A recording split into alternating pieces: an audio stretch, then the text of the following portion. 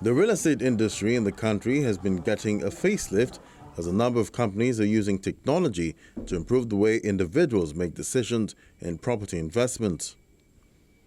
Startups in the property technology space, also known as property tech, are constantly innovating and developing ways for renters to have affordable and flexible housing alternatives. Homeowners and property managers, on the other hand, can now have a cost-efficient way of managing and getting rent payment. And as the demand for high-end homes increases, tech-enabled solutions are popping up to solve problems within the space. Austin Igwe, CEO of Shelter, joins us to discuss the effects of technology on the real estate industry. Austin, glad to have you on Tech Trends today. Thank you. Tell me your take on technology and the real estate industry. The real estate industry is one of the major needs of humanity. After food, shelter is important.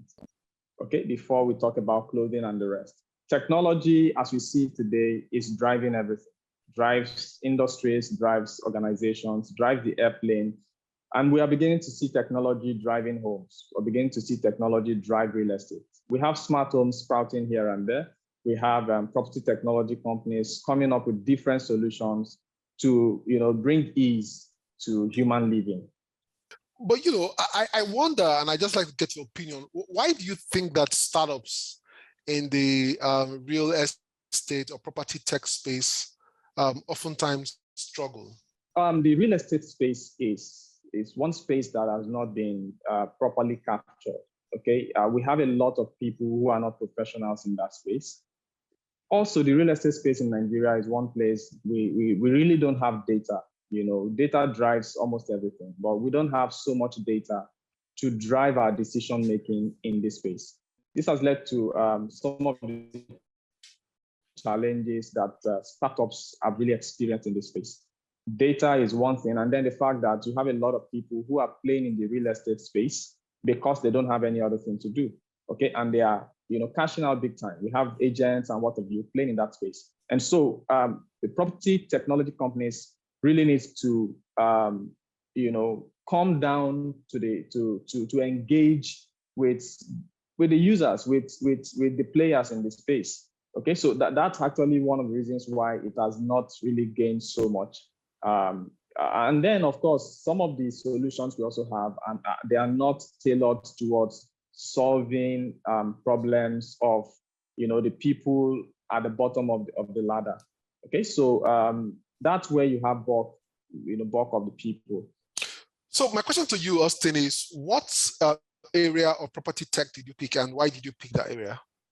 Okay, so what we do is we discovered that the court cases in Nigeria, if you look at them, you find out that about 70% of those cases are between landlords and tenants. And then, of course, we also looked at the reason why. And we saw that tenants earn monthly, but they are required to pay their rent annually. And then we also began to see how some landlords lose their properties because they took some loans from the bank to finish the property in anticipation that the tenant will pay their rent on due dates. But this never happens, and so the banks come around to take over these properties. And so these are some of the challenges we've seen, and we decided to step in to bridge the gap. So what we do is property management technology with rent gap financing. This is actually what we do.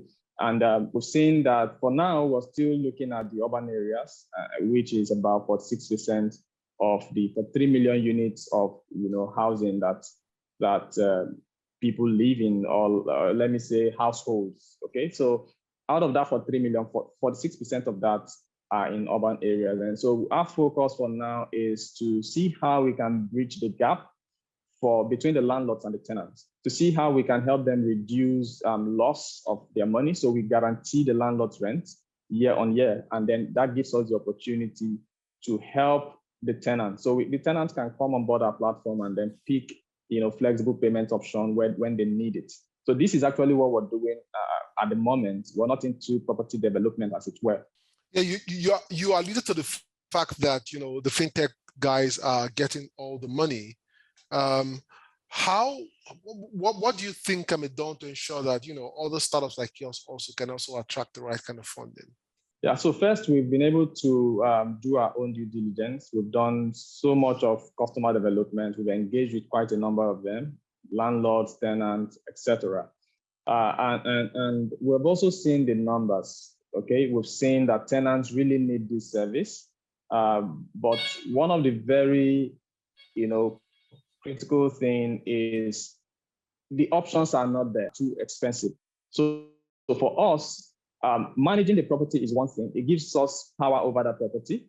And once that is done, we can now give you, the rent financing service that you deserve. Okay, so this is just what we're doing is as simple as that. So, but at the end of the day, the landlords are guaranteed their rent year on year. There is no delay. And the tenant is also guaranteed, is rent payment. So a tenant can decide to pay flexibly.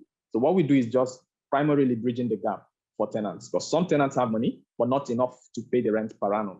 Okay, so what we do is just to help them bridge that gap because they are on our platform. But then, Austin, how are you dealing with the issue of trust? Because that seems to be something that affects a lot of startups. Okay, so trust from the side of the investors or trust from the side of users?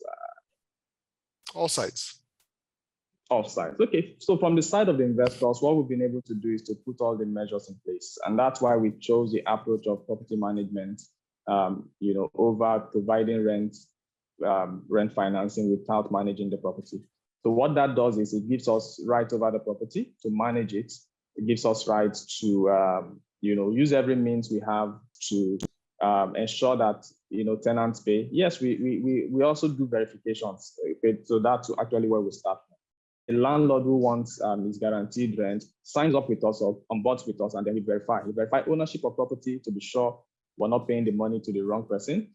Then, of course, we also verify that the tenant has the capacity to pay. So all of these verifications have to happen first before we are able to provide the service to these tenants. We don't just give you out of the blue. So our investors will, of course, they know very clearly that our structures are firm. And then we also have some insurance, rent insurance kind of partnership, that helps to further insure the rent.